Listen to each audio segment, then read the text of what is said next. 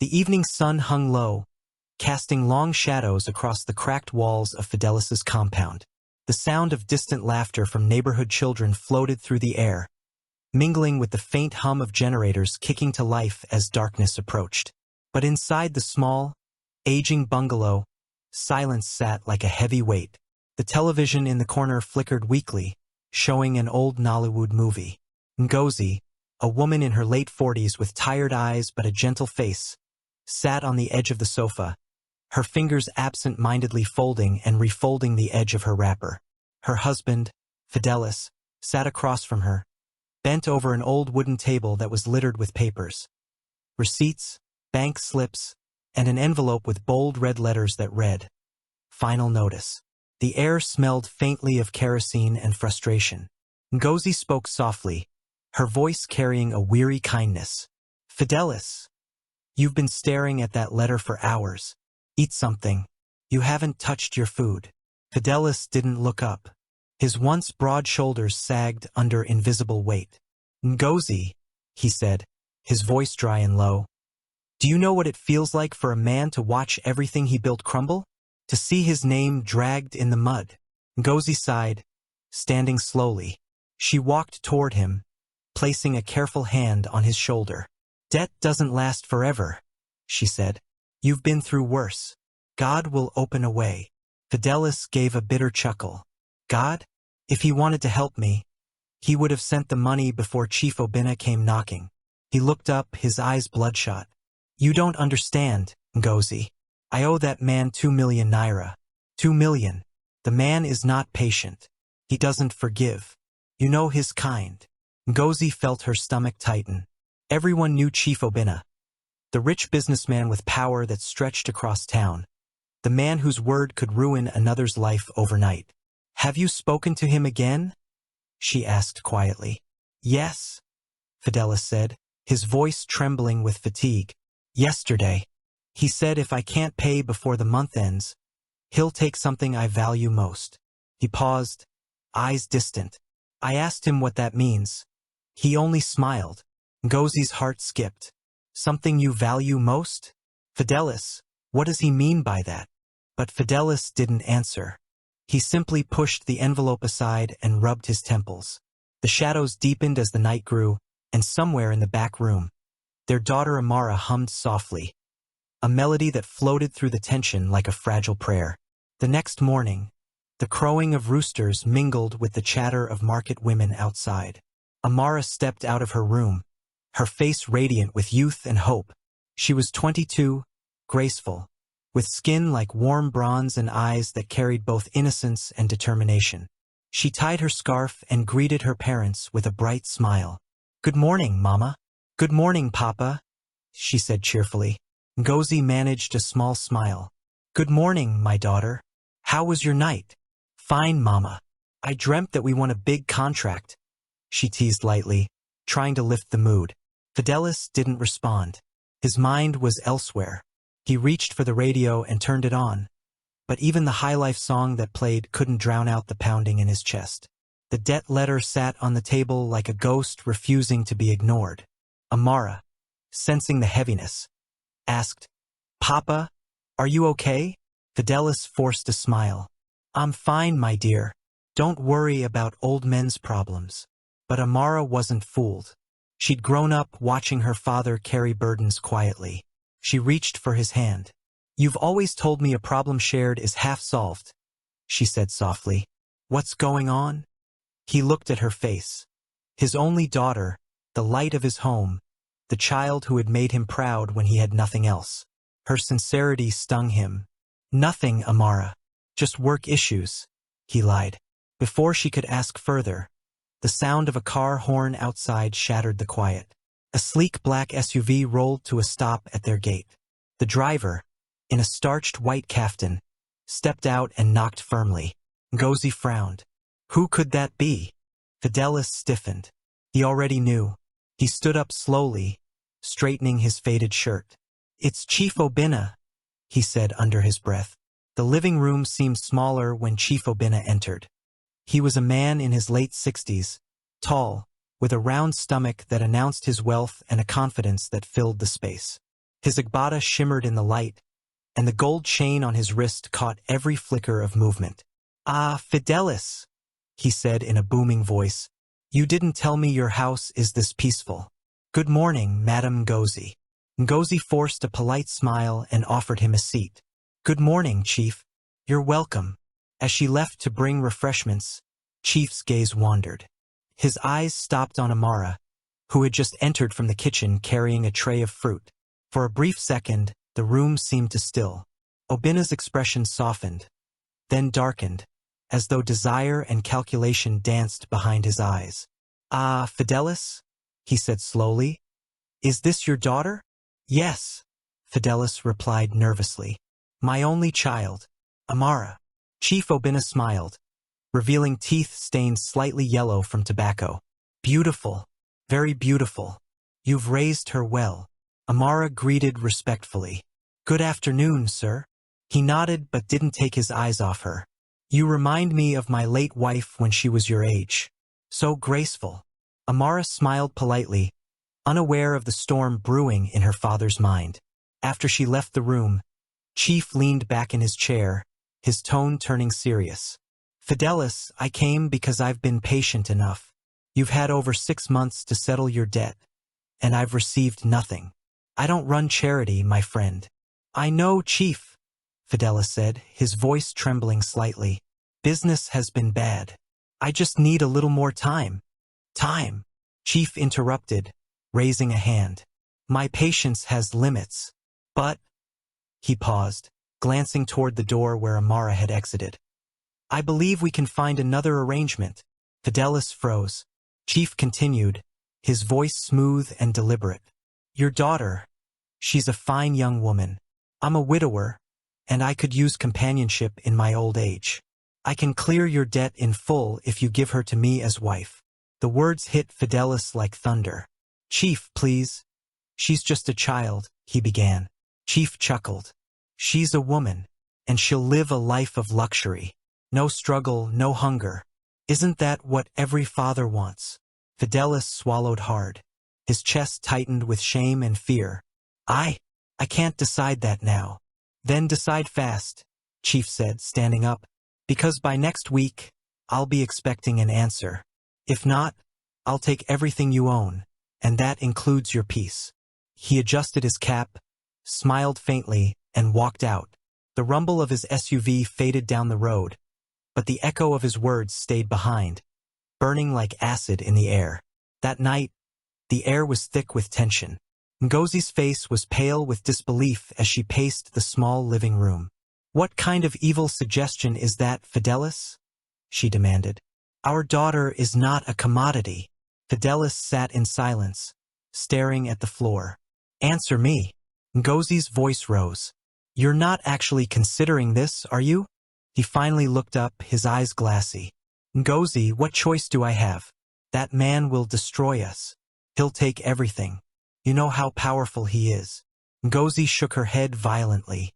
"Let him take it all. We can start again. But not Amara. Never." Fidelis slammed his hand on the table. "You talk as if starting again is easy. You think it's a joke to lose everything at my age." She flinched at the sound, but her anger only deepened. "You're thinking like a coward, Fidelis. You're supposed to protect your daughter, not trade her for your pride." At that moment, Amara stepped into the doorway. She had been listening, her heart pounding so loudly she could barely breathe. "Papa?" she whispered. "Is it true?" The room fell silent. Fidelis turned to her slowly, unable to meet her eyes.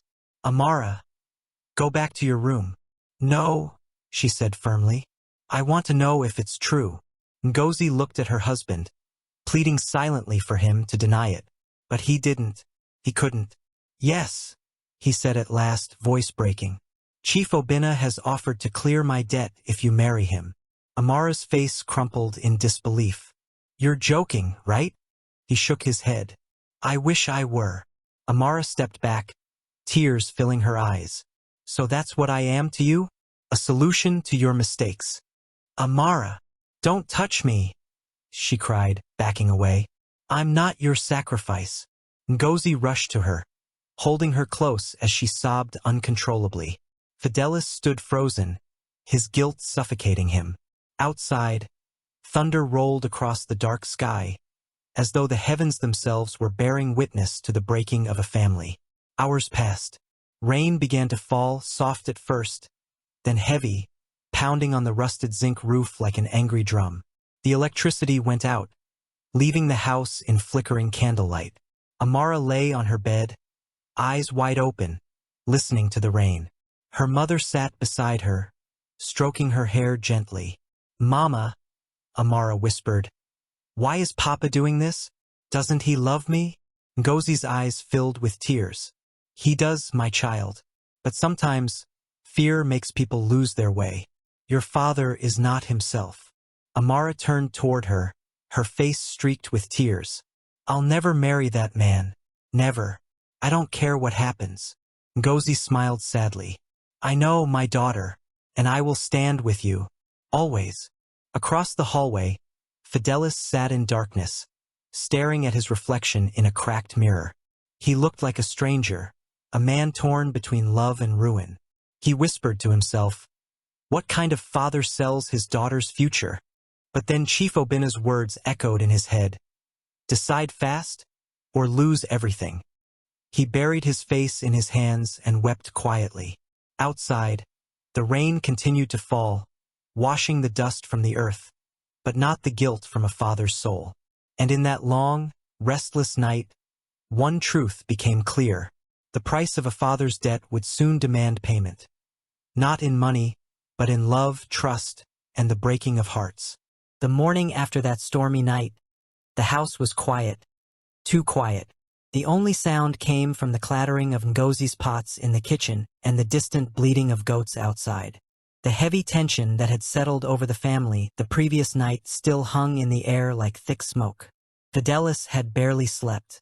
His eyes were puffy, his hair disheveled, and the weight of what Chief Obina had proposed still gnawed at him like a rat chewing through a sack of rice. He sat on the veranda, elbows on his knees, staring blankly at the dusty road. A soft breeze carried the scent of wet earth, but there was no peace in it. He had lived his life as a proud man. A traitor, a husband, a father who wanted the best for his only child. But debt had broken that pride. Now, for the first time in his life, he was about to make a choice that would haunt him forever. Ngozi stepped out from the kitchen, wiping her hands on her wrapper. Her face was drawn, eyes tired from crying the previous night. "Fidelis," she said softly, "you haven't eaten since yesterday." He didn't respond. "Please," she added, her voice cracking, "at least drink something." He looked up at her, his eyes hollow. "Drink something? What will that solve, Ngozi? Will it wipe away the shame? Will it pay the debt?" Ngozi sighed and came closer. She sat beside him, her hand resting gently on his arm. "There must be another way. God will not let us be put to shame." Fidelis gave a tired, bitter laugh. "Another way? You talk like someone who has not seen how deep this hole is. Do you know how much I owe Chief Obina? He gave me that money when my business burned down. He trusted me. Now I have nothing left, and he wants what I cannot give." Ngozi's voice trembled. "And so you will sell your daughter's happiness?"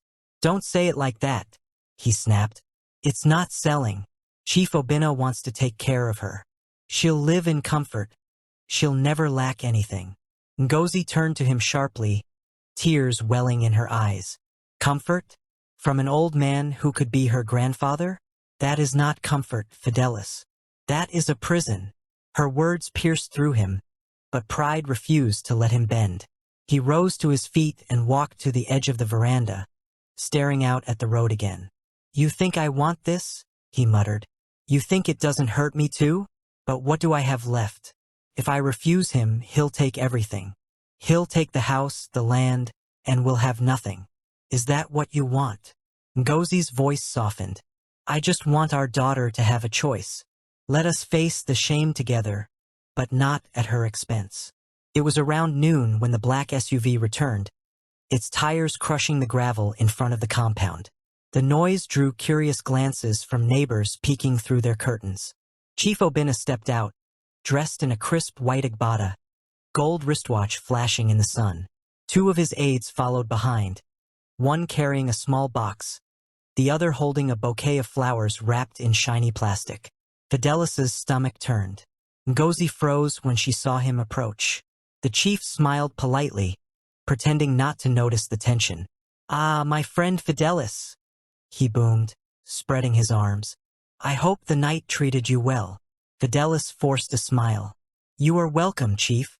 Chief Obinna nodded and stepped inside, his presence filling the small room. The house suddenly felt too small, too hot. Ngozi stayed by the kitchen doorway, her arms folded. "I came to give you time to think," Chief said, settling into a chair like a man who owned the place. "Have you considered my offer?" Fidelis swallowed hard. "I have, and I am grateful for your kindness."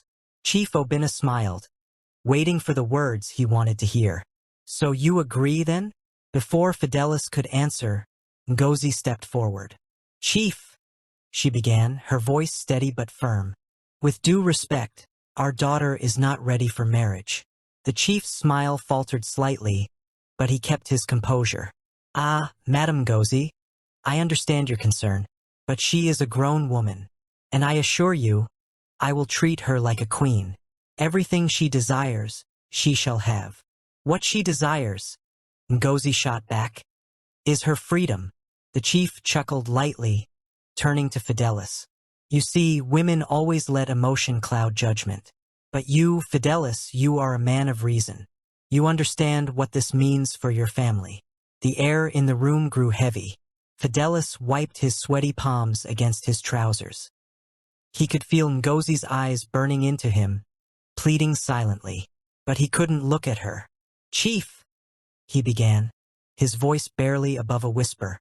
"I agree to your proposal." Ngozi gasped. The sound that left her lips was half sob, half disbelief. "Fidelis, you cannot mean that." But he couldn't face her. He stared down at the floor, his voice cracking as he said, "I have no choice." Chief Obinna smiled in triumph. He opened the box his aide carried. Inside were bundles of crisp Naira notes. "Half of what you owe," he said smoothly. "The rest will be forgiven when your daughter becomes my wife." Ngozi turned away, tears streaming freely. Amara, who had just come home from visiting a friend, froze at the doorway. She saw the box of money, the smiles, and her mother's tears. Amara stood still, heart pounding. "Mama, what's going on?" Ngozi wiped her face quickly. "Nothing, my daughter. Go inside." But Amara didn't move. Her gaze shifted from her mother to Chief Obinna, and then to her father. She could read the tension, the unease in their eyes. "Papa," she whispered. "What's happening?" Chief Obinna smiled warmly at her. "Ah, Amara, my dear, you are the reason I am here. I have come to ask for your hand in marriage." Amara blinked, unsure she heard right. "My what?" Fidelis cleared his throat, avoiding her eyes. "Amara, Chief Obinna is offering to marry you. He's a good man, a man of respect." Amara stepped back, disbelief spreading across her face. "Papa, you can't be serious. He's old enough to be my grandfather." "Mind your tongue," Fidelis snapped, his pride wounded. "Do you think marriage is all about age? Do you know how much this means for our family?" Amara's voice shook as tears filled her eyes. "So that's it? You're selling me to pay your debt?" The words hit Fidelis like a slap. His face hardened. "I am doing what I must to protect this family." Ngozi moved quickly, wrapping her arm around Amara protectively. "No, Fidelis, this is not protection. It's destruction." But Fidelis's temper flared. "Enough. I've made my decision." Chief Obinna stood, brushing imaginary dust from his agbada, pretending to look sympathetic. "Please, my friends, let us not quarrel. I will return in 3 days for your answer, Fidelis. But I hope your family will see reason by then." He smiled at Amara one last time before stepping out, his aides following him to the SUV. The sound of the car's engine lingered in the air long after he left. Amara collapsed into a chair, sobbing. Ngozi held her tight, whispering, My daughter, I will not let this happen. I promise. For the next 2 days, silence ruled the house. Fidelis avoided his wife and daughter, spending most of his time outside with friends who didn't know the chaos brewing in his home. Ngozi barely spoke, only muttering prayers under her breath. Amara was a ghost of herself. She barely ate, barely smiled. She spent long hours in her room, staring out the window. On the third evening, Chief Obinna returned. His car glided into the compound like a black omen. This time, he didn't come with aids or gifts, just himself and his confidence. He entered without knocking, as though the house already belonged to him. Fidelis stood when he saw him, forcing a nervous smile. "Chief, you are welcome." "Thank you, my friend," Chief said. "So, do we have an understanding?" Before Fidelis could answer, Ngozi came out of the kitchen. Her face was wet with tears, but her voice was strong. "There is no understanding, Chief. My daughter will not marry you." Chief turned his gaze on her, amused. "Madam Ngozi, this is a matter between men. Let your husband speak." But Ngozi stood her ground. "If it's between men, then go and marry one. My daughter is not for sale." The chief's expression hardened for the first time. He turned to Fidelis slowly. "So this is your answer?" Fidelis's jaw clenched. His voice shook. "Chief, I beg you to give me more time. Please." Chief Obinna's tone dropped low, icy. "Fidelis, I am a patient man, but not a fool. You owe me money, and I have given you a way out. If you refuse me, then prepare for what follows." He stood and walked out, his voice echoing. "You will regret this decision." The moment he left, Fidelis slammed his fist against the table, trembling. "Why, Ngozi? Why must you always stand in my way?" Ngozi shouted back through tears. "Because you are wrong. Because you are forgetting what it means to be a father." Fidelis turned away, anger boiling over. If she refuses him, then she should find somewhere else to live. Let her go and marry whoever she wants. But not under my roof. The room fell silent. Amara, who had been listening from the hallway, covered her mouth to stop a sob. Her mother rushed to her, but she stepped back, shaking her head. "It's okay, Mama," Amara whispered. "If that's what he wants, I'll go." Ngozi fell to her knees, crying, "No, my child, please don't say that." But Fidelis stormed out, refusing to look back. The next morning, the sun rose weakly behind gray clouds. Amara packed her small bag in silence, her hands trembling as she folded her few clothes. Ngozi sat on the bed beside her, tears running down her cheeks. "You don't have to go," Ngozi said, holding her daughter's hand. "We can run away together." Amara shook her head sadly. "No, Mama, I can't drag you into this. He'll only suffer more if I stay." Ngozi hugged her tightly, sobbing into her shoulder. "My daughter, my sweet Amara. May God go with you." Amara nodded weakly, trying to smile. She stood, picked up her bag, and walked toward the door. Fidelis stood outside, arms folded, face stony. He didn't say a word. Amara paused in front of him, looking into his eyes one last time. "I hope one day you understand what you've lost," she said softly. Fidelis's lips tightened, but he couldn't meet her gaze. She turned to her mother, embracing her for a long, tearful moment. "I love you, Mama. I love you too, my child," Ngozi whispered. As Amara walked away down the dusty road, Ngozi collapsed on the ground, weeping uncontrollably.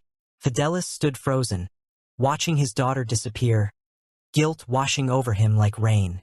For the first time in his life, he felt truly alone.